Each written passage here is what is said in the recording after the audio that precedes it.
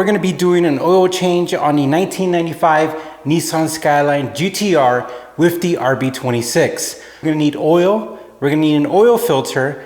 The original Nissan washer for the drain bolt is funky, it's a crush washer. We're gonna need a sandwich bag, and we'll show you a trick with the oil filter.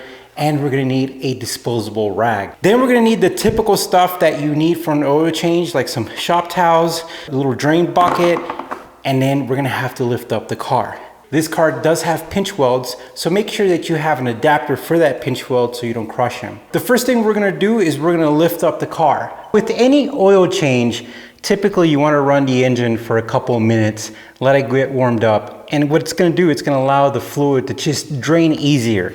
So before we start in the bottom, what we're gonna do is we're gonna go ahead and unscrew the filler cap. So I have a 14mm socket, and we have the drain plug right here. And what I'm gonna do is I'm gonna loosen it first. And once I loosen it, I'm gonna have a paper towel ready because I wanna keep the drain plug. I don't want it to fall into this bucket. Pretty undramatic there.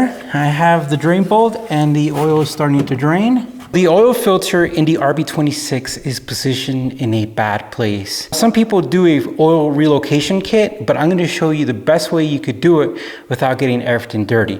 So if you remember that blue rag, what we're gonna do is we're gonna stuff it underneath there. So I've got the blue rag in there, and it's not gonna catch everything, but what it's gonna do, it's gonna soak up a lot of the oil. So I have a K&N oil filter, and I like that because I could put a socket on it and loosen it up. I got the oil filter loose with the ratchet, and we're now gonna put the plastic bag over it.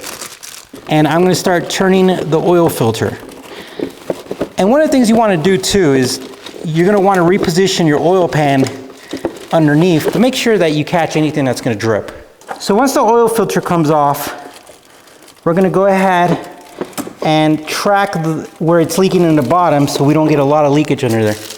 But you see how this was helpful. Okay, we're now gonna add some oil to our oil filter, and we're gonna put it on the gasket. And this is a good time to remove the rag. As you could tell, it got really dirty. All right, once you got the oil filter in there, put it hand tight, and then about a quarter turn, and then that's it. Okay guys, we're gonna take off the old washer, and it looks like unscrewing it's the best way to do it. Just gonna screw it down. We got our torque wrench, our 14mm socket, and the manual says that you should torque it between 22 and 29 foot-pounds. So we're gonna go ahead and do that. It's time for us to put the oil into the car. Now, the manual says about 4.8 quarts, but it's best to start with that and then check and adjust or fill accordingly.